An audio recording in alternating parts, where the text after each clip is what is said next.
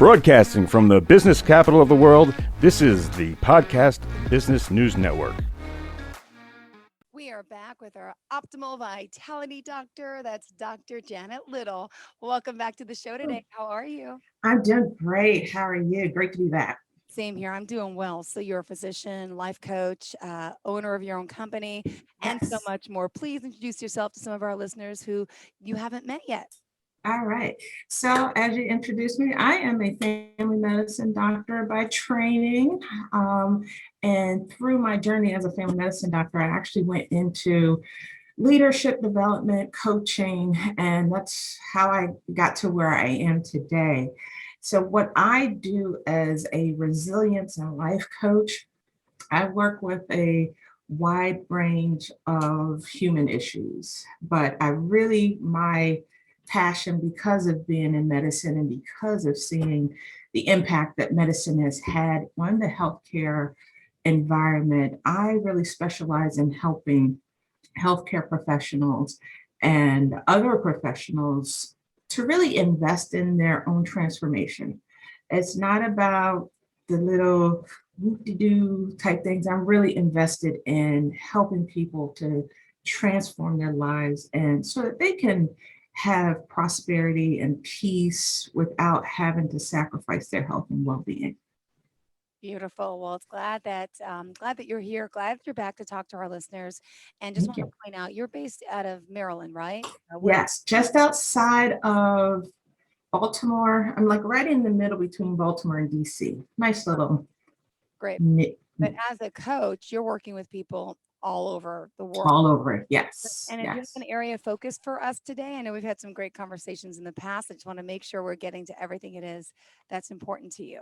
Yeah, so today I want to continue the conversation because it's still May, and May is Mental Health Awareness Month. Mm-hmm. So I really want to be able to continue that conversation, particularly during this time. We've been dealing with the pandemic for now almost 18 months.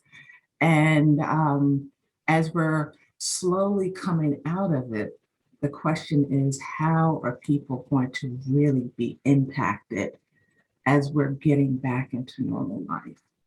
So I really just want to raise the awareness and the importance of mental health, because unresolved mental health concerns really puts an individual at higher risk for acute and chronic diseases, as well as unintentional and intentional injury. And we've seen a whole lot more since the pandemic. Absolutely. And so as we all know, 2020, it was a rough year. And the pandemic, social injustices, the election, distance learning, you name it, we dealt with it. The list goes on. And we were all impacted by it. I don't think anyone got away from this unaffected. In some way or some manner, everyone's mental well-being was challenged in 2020. And it was kind of an awakening of mental health, that more people are opening up to it and willing to talk about it a little bit more. And as we normalize mental health and get rid of that stigma that's surrounded around mental health, more people are trying to get the help that they need. And so I think we all thought that, hey, once December 31st came by and January 1st hit, that 2021 was going to be a different year. And it wasn't. So we're still dealing with it. And now we have an opportunity to really talk about the issues and figure out strategies and how we can best get through these mental health issues that we are dealing with right now. What about our children? Let me just step in. I mean, they've had to Mm-hmm. this whole social distancing, this whole non-contact, I mean, I mean, we probably don't really know the mental effects on them, but what are your Mhm. thoughts as a physician too? I mean, what has that done to us as a society, as children? We like to play, be social, and Yeah, I think, and I want to think that children are a little bit more resilient than us adults. That as soon as you put them back in that environment, that they, not saying that it hasn't impacted them in some way, but I think, as I have my own 12-year-old, that we went through our ups and downs with the social distancing, but as soon as he was back in the classroom, as soon as he was back around his friends, he just began to thrive again. So I think our kids, um, if they started out in a healthy, supportive family or support system, that they will have a better ability to bounce back from it. yeah. All right. Well, we hope so. Resiliency, yes. And Absolutely. now, hopefully, the masks, and that whole situation is being eased where you are as well, right? You're in Maryland. Mm-hmm. Small Mm-hmm. schools, at least here in New York, but I hope children to start to, my son is so worried about his mask being on. I'm like, oh my Yeah, goodness. no, same with my son. Yeah. I was like, it's okay. You can take it off. It's okay. I know. So, what other mental health issues do you want to address? I mean, I know we're talking about the pandemic and how that's affected so many Uh-huh. children. Hope you don't mind. Yeah. What else is in store, though, before I interrupt it? No, I think just recognizing the impact of COVID-19 has had on us as a society, and what steps do we now need to take to get back into the swing of things.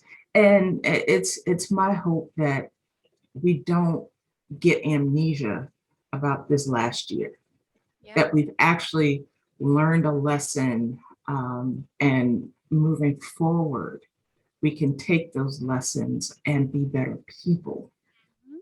as a result. But I actually, interesting, found some new numbers in regards to the impact of COVID-19. So some of these new numbers is that it's reported symptoms of anxiety increased threefold in Okay. 2020 compared to 2019. So yeah, there's something serious going on. And then there's also a 400% increase in symptoms of depression in 2020. And since COVID-19, 51% of employees report worse mental health at work. So we can't turn away from these numbers. The Yeah. statistics are there, the impact is there. So now the question is, how do we take action to support our people? And having an understanding, not just of the statistics, but an understanding of what people are going through. Um, our well-being has to be just as important as getting the pandemic 20 pounds off. Yeah. Yes. Yes. Wait, what was it called again? I thought It was a COVID 20. What was it? COVID 20 or 19 or something like Yeah. that. Yeah. Whatever. I'm feeling as well. So I'm trying to get those pounds off as well. But I think, as I said, it's important that we address these issues moving forward, because we're expecting people to go back to their jobs. We're expecting people to go back to their normal lives. But with this adversity, we can't just expect to go back to where we were. And it's the same thing, as I talk about with resilience. Once you've experienced some adversity, you don't want to go back to that target point where you were before. You want to move beyond it and move forward with new lessons, such that when you are hit with adversity again, you're not going to be down as well. Yeah. And let me ask you this. I know we talked last time a little bit about distinguishing what you could do as a coach compared Mhm, to a medical professional. And there's a little bit of a blurred line there in a sense, right? But mhm. you say if you're talking to someone who really has a mental health issue and you're, you have the experience to know, you would recommend them over to a professional in a sense to treat something that's more deeper than what you could do as a coach in a sense, right? Like, Absolutely, like absolutely. can depression be helped by a life coach and anxiety, It can, things that it can, can. right? So But that's some people, without medication, which is the way to always start, unless, right? right, Okay. right. But some people may not be at that mental awareness that they need to seek Okay. therapy. Mm-hmm. And I've had clients like that where they know that they need therapy, but they are just not ready to take that step. So with coaching, it kind of primes the pump Yeah. in the sense that we're going to put this on the back burner, but as we're moving forward in this coaching process, understand that if we get stuck in these same thought patterns that we're not able to move from, my recommendation is I'm not going to abandon you, but I am going to make the recommendation that let's work in conjunction with therapy. Good. And there is a continuum of mental health. So you may have somebody who is healthy or in the reactive stage of their adversity or dealing with this pandemic, and they may not necessarily need therapy because they're able to kind of go in and out of their stressors. They still have good coping mechanisms. They're in that stage of I'm surviving, but things have not become more ingrained as depression or hopelessness or someone who is actively trying to harm themselves. Mm-hmm. So that's kind of where I draw the line of really understanding where they are and what their needs are.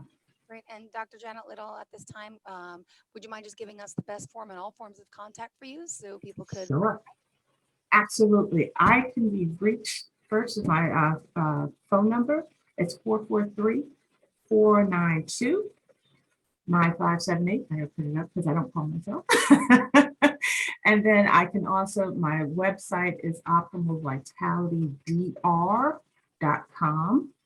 Then I'm also on Facebook, and consider that your safe space for learning tips on resilience and being able to reach out to me directly. And on Facebook, I can be found on Optimal Vitality MB. Beautiful. All right, let's continue. We're not taking a break. So, All right. did you want to give us any pointers, any tips on being resilient, or what else did you have in store for us? I know you're very organized and you have a plan, so I don't want to interrupt too much. Oh, no, no, no. Ask your questions. I love being able to answer random questions. But I think with dealing with mental health and the impact of COVID, um, as we understand the situation and the emotions that are coming about, some of the first steps to take, I think, is to accept that life is different right now. It's we just have to accept it. It's different. There's not too much we can do about going back and getting life the way it was. It's different, and it's going to forever be changed. And so once we're able to accept that, um, it's okay to right now expect less of yourself and not to be too hard on yourself. And one thing I tell folks is that it's okay to not be okay and to seek help if you need it. And again, that's where the therapy and coaching come in, that some people are just not ready to seek the help of a therapist. One, because they may not be ready for it. Two, it's kind of hard to get into one right now. Mhm. And so you can at least, with a coach, have that opportunity to set new goals for yourself, Mhm. have someone help you to be accountable, and then help you to live your best life as well. And then some of the other things I would say in terms of helping folks along is to explore different things that fulfill you.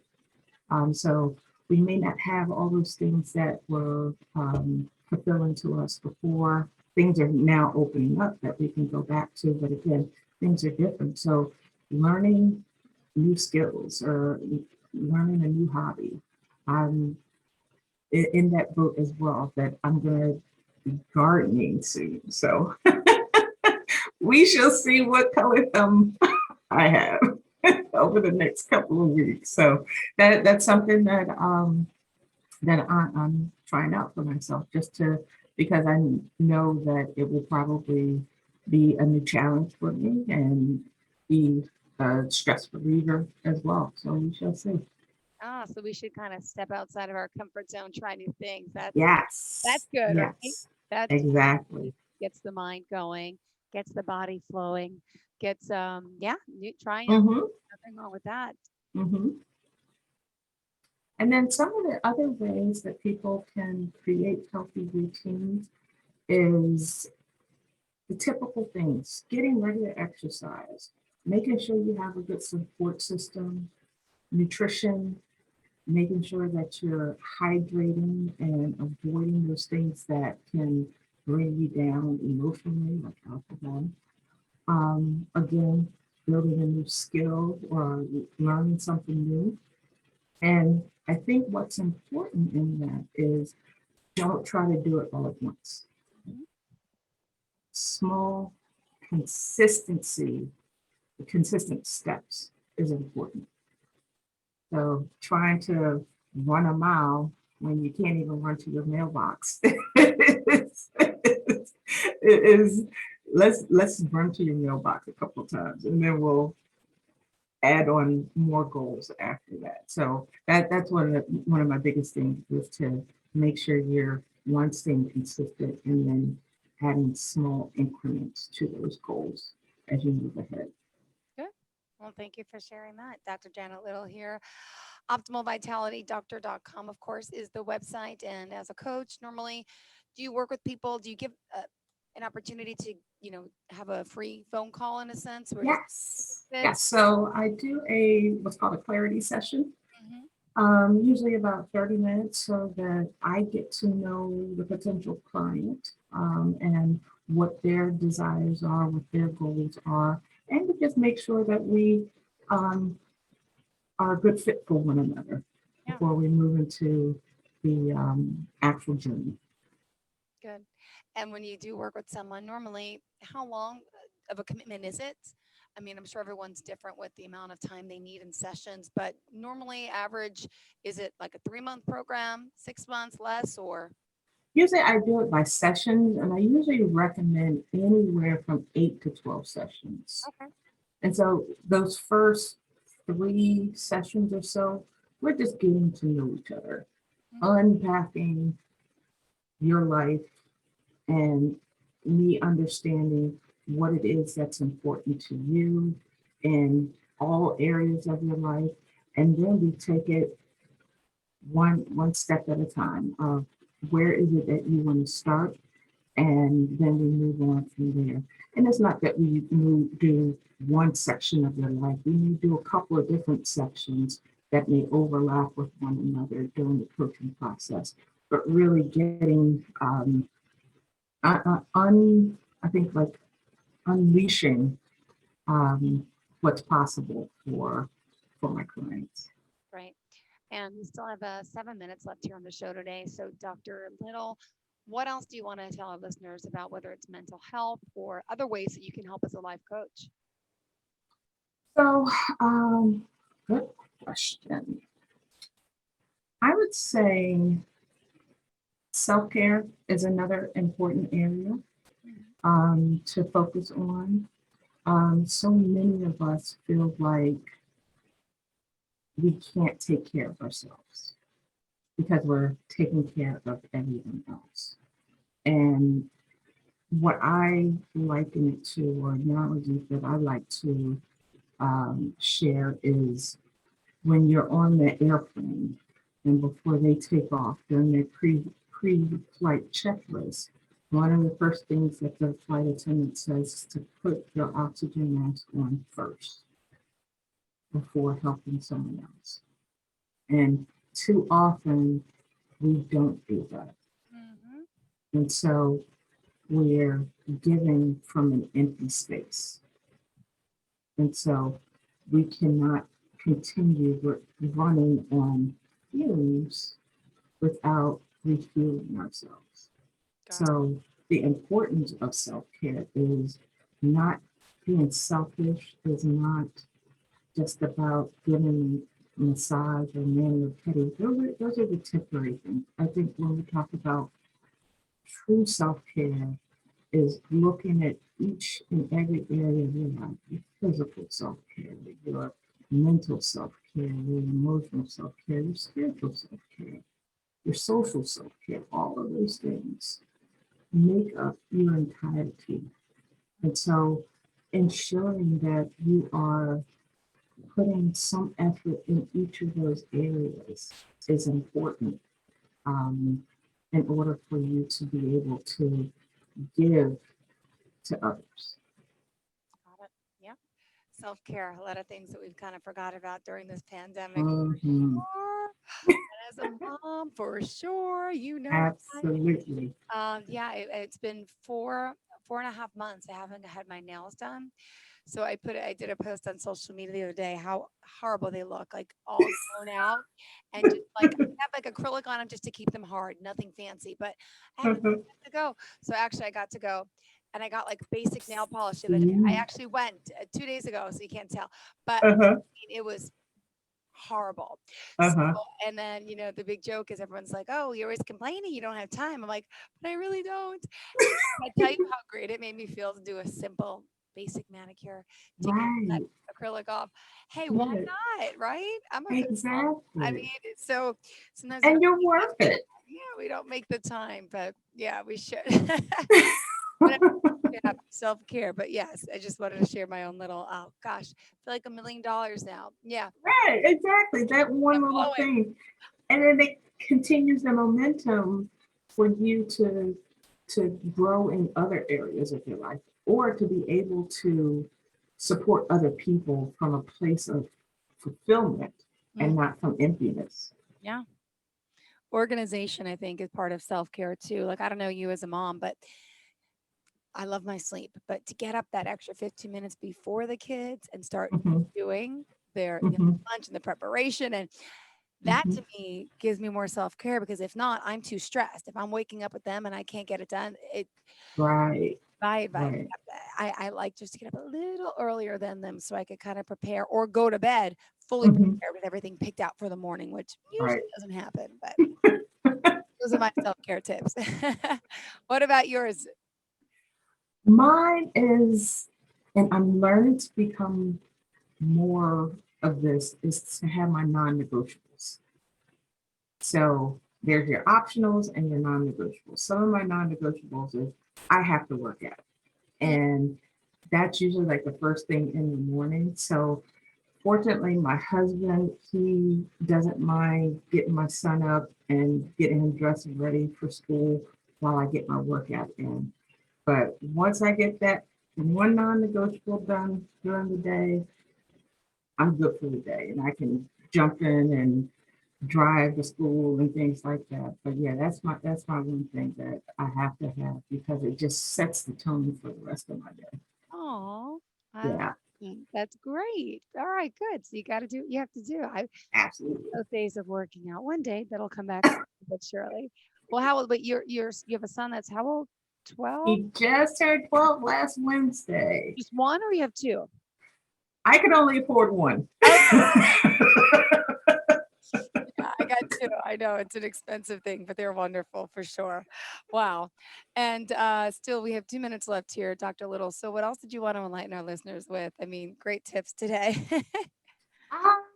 Reach out to me. I want to hear from folks on Facebook and have some juicy conversation about not just resilience, but just life. Yeah. And as we're opening back up of just becoming our new selves. Mhm. And I think it's kind of apropos that we're in spring and what spring actually means, that just awakening and blossoming, and what are people hoping to renew during this year that they couldn't do last year. No, it is that time of renewal. You're right. It's here. Spring is here. Let's make the best out of it. It's been a horrific year with the pandemic. Let's be thankful, be grateful, be happy, and work on you. Work on yourself. And not everybody knows how to do that. A little guidance from a coach can help you out dramatically. So make the call, Dr. Janet Little. Tell us the website again. The website is optimalvitalitydr.com.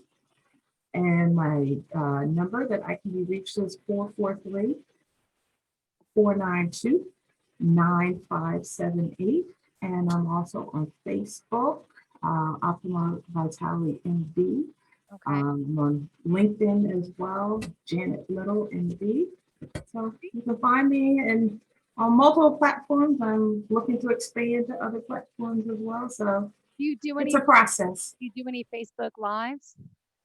You know what? I have not done a whole lot of Facebook Live. So are you challenging me? No, to get people invited into the conversation. Yeah. It's like a podcast. It's great, but you could reach out. Just a suggestion. No, I'm not saying you have to do anything you don't want to do. Dr. Janet Little, optimalvitalitydoctor.com. We always appreciate seeing you, talking to you. And thank you. It's been a pleasure. And mental health care is super important this month. We're still in May here. So if you know someone who needs help, you need help personally, reach out to someone. Thank you so much. Have a great day. And everyone else saying stay tuned. More of the show is on the way.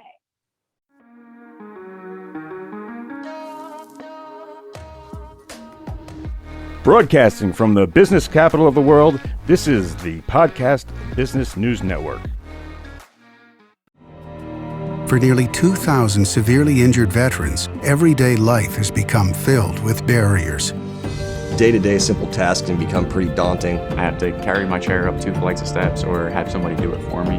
What scares me the most is just the falling. When I'm struggling with my house, I think, to have that one great barrier just knocked down, it's crucial.